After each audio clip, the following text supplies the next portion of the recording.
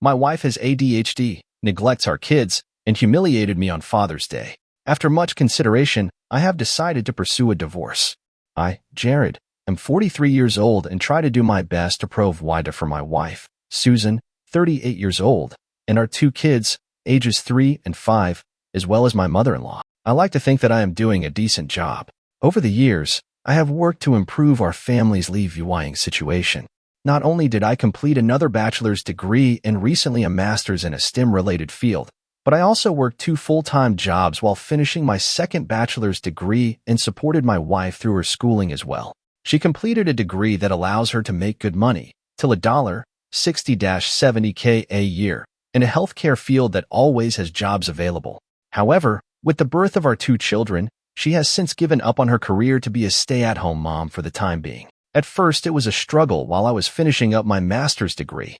Once I completed it, after our youngest turned 3, my career took a jump and we are now able to afford for our single-income household in a more feasible manner. We're far from rich, but do okay for a single-income family of 4. A little overdue low 150K base plus bonuses this past year. Life has been overwhelming for my wife, so even though I now work 75 fan-tram from home, I budgeted to hire a daytime nanny to help her around the house with 1 child while the other is now in school every day. My day starts around 5:30 to 6 a.m. I prepare the house for the day before the nanny arrives at 8 a.m. I get our oldest child up and ready for school, make breakfast, plan out my day, drop our oldest off at school, and return home in time to let the nanny in. My current task at work has me grounded for the next 2 months, meaning I am now 100 fan-tram working from home. While this is nice, I am busy in meetings all day as my role involves managing teams on a global scale and overseeing industry projects. For the past month and a half, I have noticed that despite my wife claiming her life at home is stressful, her day starts at 10 a.m. After a week of working from home, I asked my mother-in-law and the nanny if this was always the case, and they both responded that it varies, sometimes earlier, sometimes later. My wife literally wakes up, cooks, and then spends time scrolling through her phone or shopping online, which brings me to my concern. I am glad I can provide to her with this lifestyle since we both grew up with limited means. I understand the possibility of postpartum depression, the stress of having kids, the feeling of being unfulfilled, and the fact that I may not be the best husband, but for what it's worth, everything is taken care of, and then some. I manage the household finances since she claimed she was too busy to do so, pay all the household bills, cover my personal bills, pay her bills, track and perform all the upkeep of our house, appliances, cars, pets, etc. And I also help pay for my mother-in-law's medical bills and car note. Despite this, my life is apparently much easier compared to hers. I can't decompress with her because she always feels the need to one-up me. If I have a bad day, she insists hers was worse because I'm lucky to go away and work. If my feet hurt from walking all day during work travel, she says it's nothing compared to her standing and cooking with a child clinging to her for the past 2 years. I've been told I ruined her life and her opportunities, but when I remind her of what she says, she denies and dodges accountability. My mother-in-law has noticed a change in both me and my wife, pointing out that I have a greater attachment to my kids and that I've even hugged the dogs and talked to them more about my life than to my wife. I honestly feel like I'm in emotional survival mode. I am 1 step away from moving up the career ladder, and 1 step away from finding love and comfort at the bottom of a whiskey bottle. I am sure I will be hearing from the manly men of Reddit about how I am a simp, but I am not a machine. I just want to know and feel that someone I prioritize aside from my kids appreciates and loves me for what I do. I am sure I will hear from the stay-at-home moms of Reddit, which is fine. I grew up in a single-parent household. It is not easy, and honestly, with the help of her mother and a nanny Monday to Friday for 1 toddler while another child is at school. Can you honestly tell me she is having the typical stay-at-home mom experience? Because neither my friends nor colleagues who are single parents can say she is. I am sure the masses of holier-than-thou Redditors will consider this a poorly written fanfic, but it is what it is. To summarize, TLDR, it feels as if my wife has checked out of our marriage. We are only roommates where she can still reap the benefits of marriage. I am not asking for her to throw herself at me all the time and let me do whatever I want. I really just want to be told I'm doing good and to offer me some form of emotional comfort as simple as a hug. But I guess as the man who ruined her life, I deserve it. Thank you for the replies. To add more context, I've never cheated. I do work in an industry that has a large female population, but I am literally an open book with work names, colleagues, and staff under me. She has access to my work agendas and correspondence if she really wanted to snoop. But on that note, she still does not know what exactly I do for a VYing. At this time, we, as a whole family, her parents and mine, have tried to get her to go to therapy, but she refuses or skirts around the issue. Aside from my coming from a single-mother household, my biological dad was present in my life. She has had both parents in a reportedly monogamous marriage for over 40 years. I have tried to talk to her about everything and my own feelings, but again, one-upmanship tends to be the trend here. What I am VYing from the marriage was asked. Now, aside from my two beautiful kids, I've been asking myself that same question. We have a near non-existent sex life, mainly since last year. I always figured maybe it's part of depression or whatever she may be going through. Maybe I'm just not attractive enough or just horrible in bed. Because of my health conditions, I'm not some supermodel husband, but temptation and opportunity does knock, and I can perform still, but I never give in because as cliche as it sounds, I honestly do love my wife and want to only be with her. I'll give credit where credit is due, as I don't want to sound biased. When I say she wakes up and cooks, she cooks for everyone in the house, myself, kids, mother-in-law, and even the nanny. Aside from breakfast, she cooks all meals and snacks. I typically fast until lunchtime, and our oldest tends to eat a small, simple breakfast in case they don't like what school serves that morning. She does load both the kids in her laundry, but seldomly folds and puts them up. I typically do my own, and the rest of my clothes I dry clean because they're work clothes. She does keep track of our pantry and fridge, but after she makes the list, I'm the one who goes out and buys everything, if not delivered. She does clean our bathrooms and house 50 fan tram of the time. The other 50 fan tram is done by either mother-in-law or myself, or sometimes the nanny if she feels like being extra helpful. Prior to the nanny, my mother-in-law was the main help for my wife up until she had unexpected medical needs. So I opted to hire a nanny to help them both more so when mother-in-law is VYing treatments and recovering. Update. Not sure if anyone would read this, but thank you for those who have reached out and chit-chatted. While I know I've kept my newfound friends here updated, I figured I'd just update my post and keep it short. I showed my wife my post the following weekend, and she read it and all the comments. Long story short, argument. She left our house to stay with her sister, and I've been a single parent since. It's sad to say, aside from the good nights to our kids, it's all pretty much the same routine. Nothing much else to say other than thank you for all the kind words of encouragement. I just need to add this post got bigger than I expected from a venting post, but I've responded to a few comments nonetheless. Thank you for the comments and DMs, and more so for the offers to let me ruin your life. Huh? It's been the highlight of my day/night as I sit here drinking with my dog while everyone else is asleep. It feels depressingly sad that I feel that I have to turn to random internet strangers for some sort of validation in my rant. My apologies in advance as I try to keep this as vague as possible. I just wanted to update those who have been kind enough to check up VY DM and comments. Apologies in advance for the lengthy post. It's a bit of irony and coincidence that I made a follow-up from the update on May 6, 2024 I made on my original post during Men's Mental Health Awareness Month, but I could really use another outlet outside of my therapist. My apologies if this isn't the storybook ending/destroying of a relationship people were hoping for. To save you a read, wife left, came back like nothing happened. She made it about her. Nothing changed. I'm continuing to be suffering mentally, knowing nothing will change while trying to keep it together for our kids. Lots of takeout the day after she packed up and left. My wife attempted to come back and take the kids with her to her sister's. Naturally, I was against this, and thankfully so was her whole family, including said sister. Not only was it not fair to our kids for her to sweep them away into a home that's not theirs, but to put that financial and housing stress on the rest of her family, since she doesn't work and her sister and her family husband and 3 kids stays with their dad in the house they grew up in. After a little over a week of being away, I guess she cooled off, so she just decided that it would be fine if she walked in the door with her bags as if she just came back from Target. She came into my office while I was working and angrily stared at me while I sat on a conference call meeting with my team, and I couldn't just jump off, as this is a busy time of the quarter for us.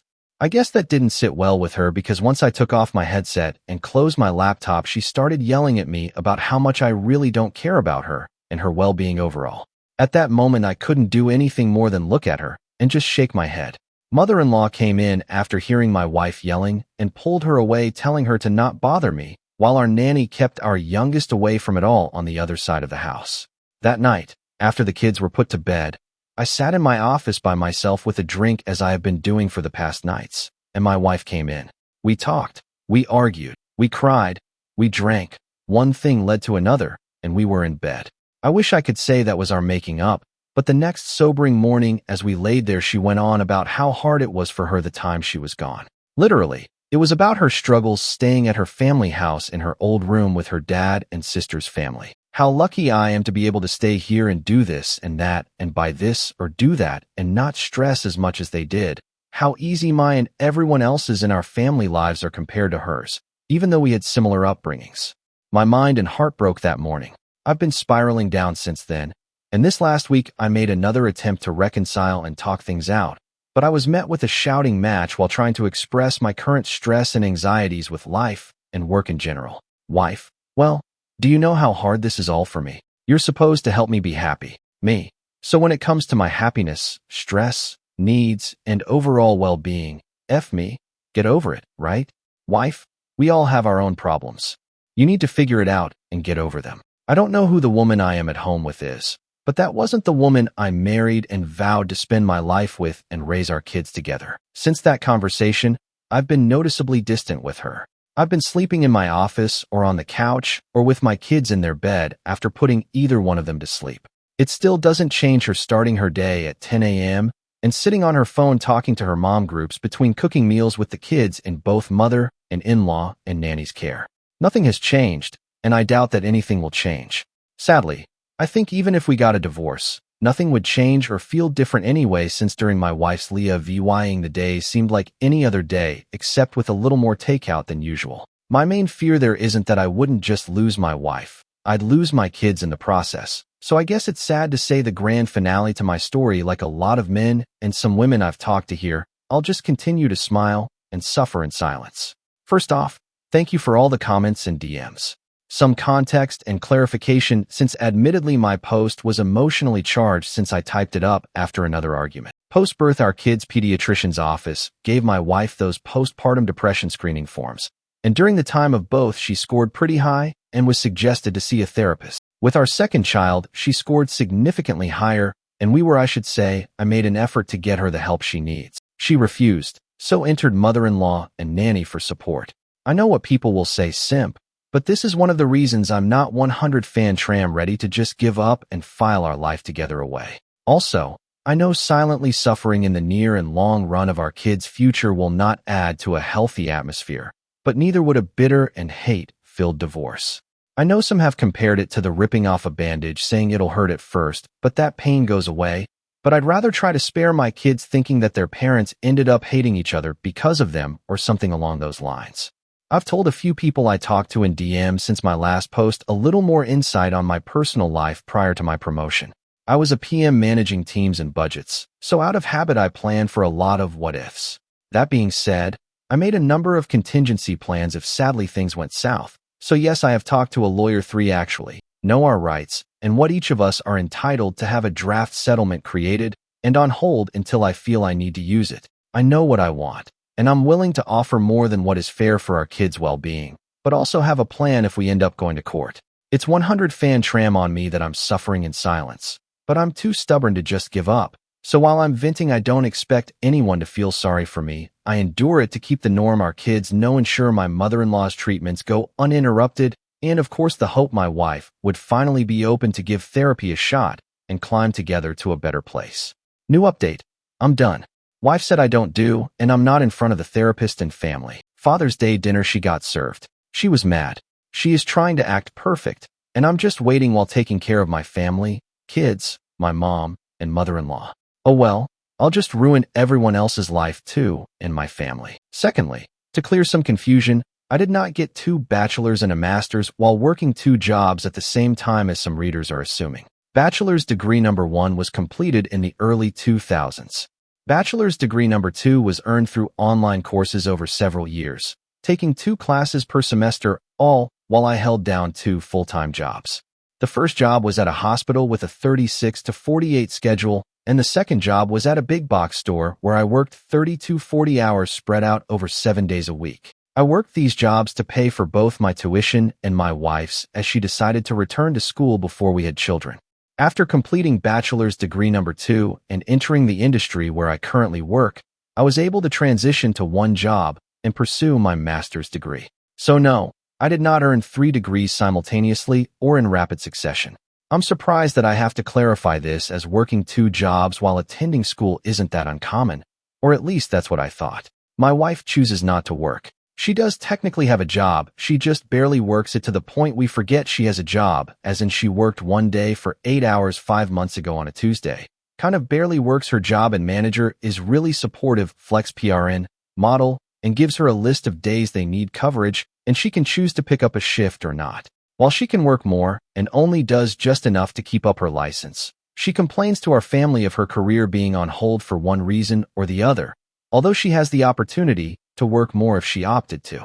All things considered, she has an available supportive circle around her for either decision. She falls on our family, her job, and I have made multiple offers and taken many steps to open that door for her to go back to work. That is nanny, mother-in-law moved in to help, I work from home, her crazy flex parent schedule, etc., etc., but here we are. I am and have been in therapy for myself already. Aside from what I deal with at home, my work can be very debilitating in regard to my mental health as well as physical at times. Since I can't find the support I need mentally and physically at home with my wife, I've opted to attend therapy rather than find comfort with someone outside of the home or at the bottom of a bottle. I've tried to express this to my wife, and as mentioned in my pre-VYS post, she has a habit of one-upping me, and here we are.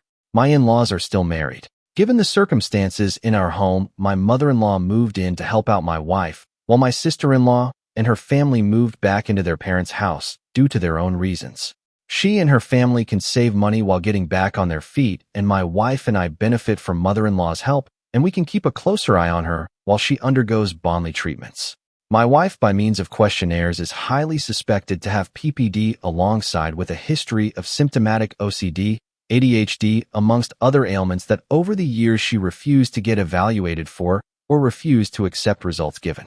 I knew what I was getting into, and I loved and accepted my wife for these flaws as she did mine at the time. Spare me your gut, I don't feel sorry for you or pity. I am like every other man who fell in love and wanted to give my person the best of me in the world I can offer. But again, here we are. There are many men who identify strongly with traditional masculinity or the red pill ideology who complain and say that I am a simp over my wife. While I respect your opinions and perspectives, I will outright say that if this situation were only affecting my life, I would have left a long time ago. As one Redditor mentioned in a pre-VYS comment that stuck with me, I am the kind of person who will take a bullet for his kids. Perhaps it was meant in a different context, but I am committed to protecting my children from any physical or mental harm. I am willing to metaphorically take the bullet as needed. I believe that other fathers would similarly respond to the duty to protect their children, and that's why I endured as much as I have for the time being. I would prefer that my wife direct any problems towards me rather than our kids. Thank you all for the comments and reaching out. I've met many strangers who have become great Reddit pen pals, and some who have been in the know of every step that has been progressing to this point. I am surprised at how far this has gone from other subreddits, other platforms, and even YouTube. Love me, hate me, say it's all fake. No matter where you stand, thank you for all the constructive comments and DMs to check in. Our kids and myself are going to be all right moving forward. Now for the update, the end of an era. This will be shorter than some expected, as really there's not much to say, but just satiate the questions some of you may have had and give people the satisfaction of the I told you so moment on Reddit. After a hard push from our family via an intervention, my wife and I finally attempted to go to marriage counseling. I'm sure many of you can guess how well that went. Blame, tears, regrets, gaslighting with the sight of I am the reason for her life being ruined and horrible again. Just this time in front of a licensed therapist instead of Reddit or mom groups. In the end, everything the therapist suggested and noted went over her head and ignored as it was against the grain of her status quo. One thing I guess worth saying was the therapist asked if she could recall when she last truly felt happy. Her response was about 12 or so years ago. Please note 12 years ago she was still in her 20s, childless, living with her ex, a vastly different time and position in life. I know it's petty of me, But I guess if that's when she was last happy, it wouldn't be that far of a stretch for her to find that happiness again, since her ex is in the same apartment, job, and place in life that he was 12 years ago, which is fine if that's how you want to live life. I try not to judge, but in my 40s with kids, going clubbing 3/4 days a week is not my jam anymore. And of course, I don't want my kids around a mom and company who drowns themselves in White Claws. To add, I know some will ask, I know, and can confirm she hasn't physically cheated on me, but can't confirm if she did emotionally, if that's the right term. After said therapy session, I checked all her phone records and didn't see anything out of the ordinary, but I also didn't bother to check apps like IG or Snapchat. I know I'm probably boring, but shout out to all the Costco dads whose Sunday fun day includes making rounds with kids for samples. The following weekend was Father's Day, and this year is expected not that big of a celebration as it is for many dads out there. Our family got together to celebrate with a barbecue in just simple family time, and my wife treated it like any other day: sleep in, get up, cook, phone, shop, attempt to play with kids, phone during said family barbecue. My wife said she felt ill, so she sat around most of the day while the rest of the family as a whole made the experience enjoyable. When everything was set up and the family all sat at the table, her parents and sister's family, my mother, our kids, admittingly, it was a great spread, nothing extravagant, but just a great meal for everyone. I was conversing with my brother-in-law about both of our kids' school Father's Day activities, and I assumed my wife overheard when I mentioned that it was a little sad to see some kids sit alone without their fathers during the breakfast with the VYD I attended. She blurted out with a laugh loud enough for the whole room to hear, "It's not like you do anything anyway. I could have gone instead." At that moment, I was red and at a loss for words, sitting there processing what she said in my head, while the dining room went dead silent. My mother-in-law broke the awkwardness and in response said, "Well, maybe if you feel that way, one of you should divorce the other." My wife looked at my mother-in-law confused that she would respond with that, and laughed mockingly in my direction, and with her hand pointing at me said, "As if another woman would want a man like him, just look at you." While the room sat silent, I was angry, heartbroken, confused, and embarrassed all at the same time. In manly man fashion, I just nodded my head in silence, stood up, and picked up my keys and got in my truck and drove off to get a drink, while trying to ignore the cries of the rest of the family and our kids telling me to stay. I don't know what was said or done while I was out of the house the rest of Sunday because I couldn't bring myself to check our house cameras. But when I returned early Monday morning, the house had a completely different feel. As usual, I woke up around 6 o'clock, got the house and our oldest ready for school drop-off, checked emails, checked messages, nothing out of the ordinary. As I was getting dressed to leave, my wife laid in our bed, snoring lightly. All I could do was look at her and think of what we had and now lost. I've decided I'm done. I can't do this anymore. I texted my lawyer that morning to move forward with Sarah VYing her. Fast forward to last week, she was served at our home. Reminder to people, I had no choice but to be there because I work from home. She had, I guess what you could call a mini meltdown, and came into my office screaming, how could I do this to her? Her mother intervened, and that was met with me supposedly turning her whole family against her. But I digress. I probably would have felt bad if it wasn't immediately followed by the rest of her week acting as if she's been this active and attentive wife and mother the past few years.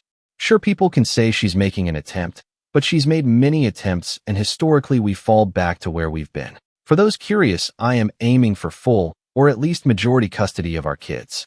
I already and will continue to cover all the expenses for our kids' insurance, tuition, both of our kids, or who will be attending private schools come fall, medical bills, etc. My mother-in-law has given me the courage and strength that helped supplement my own mother's support throughout this. Basically, she is what I hope the kind of mother/wife my wife would have been to our kids and me.